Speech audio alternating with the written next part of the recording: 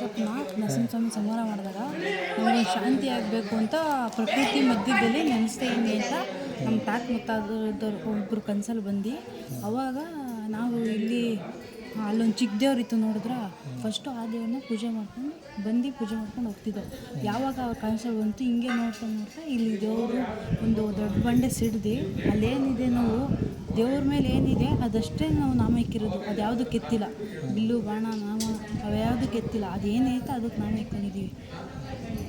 ಅದು ದೇವರು ಇಲ್ಲಿ ನೆಲೆಸಿತು. ಅದು ಒಂದು ದೊಡ್ಡ ಬಂಡೆಯಲ್ಲಿ ನೀರು ಬಂದು ಸಿಡ್ದು ಅದು ಹೆಸರೇನು ಕಂಬದ ನರಸಿಂಹ ಅಂತ 30 ಅಡಿ ಬೆಲ್ಲದ ಚಿನ್ನದಲ್ಲಿ ನಾನು ನೆಲೆಸಿರ್ತೀನಿ ಅಂತ ಕಲ್ಸ ಬಂದಿತ್ತು. ಹಂಗೆ ಶಪ್ನ ನರಸಿಂಹಸ್ವಾಮಿ ಸಂಹಾರ ಮಾಡಿದಾಗ ನಮಗೆ ಶಾಂತಿ ಆಗಬೇಕು ಅಂತ ಪ್ರಕೃತಿ ಮಧ್ಯದಲ್ಲಿ ನೆನೆಸ್ತಾ ಇದ್ದೀನಿ ಅಂತ ನಮ್ಮ ತಾತ ಮುತ್ತಾದವ್ರು ಒಬ್ಬರು ಕನ್ಸಲ್ಲಿ ಬಂದು ಅವಾಗ ನಾವು ಇಲ್ಲಿ ಅಲ್ಲೊಂದು ಚಿಕ್ಕ ದೇವ್ರಿತ್ತು ನೋಡಿದ್ರೆ ಫಸ್ಟು ಆ ದೇವ್ರನ್ನ ಪೂಜೆ ಮಾಡ್ಕೊಂಡು ಹೋಗ್ತಿದ್ದೋ. ಯಾವಾಗ ಅವ್ರ ಕನ್ಸಲ್ಲಿ ಬಂತು ಹಿಂಗೆ ನೋಡ್ತಾ ಇಲ್ಲಿ ದೇವರು ಒಂದು ದೊಡ್ಡ ಬಂಡೆ ಸಿಡ್ದು ಅಲ್ಲೇನಿದೆ ನಾವು ದೇವ್ರ ಮೇಲೆ ಏನಿದೆ ಅದಷ್ಟೇ ನಾವು ನಾಮ ಇಕ್ಕಿರೋದು, ಅದು ಯಾವುದು ಕೆತ್ತಿಲ್ಲ. ಬಿಲ್ಲು ಬಾಣ ನಾಮ ಅವ್ಯಾವುದು ಕೆತ್ತಿಲ್ಲ, ಅದೇನೈತೆ ಅದಕ್ಕೆ ನಾಮ ಇಕ್ಕೊಂಡಿದ್ದೀವಿ.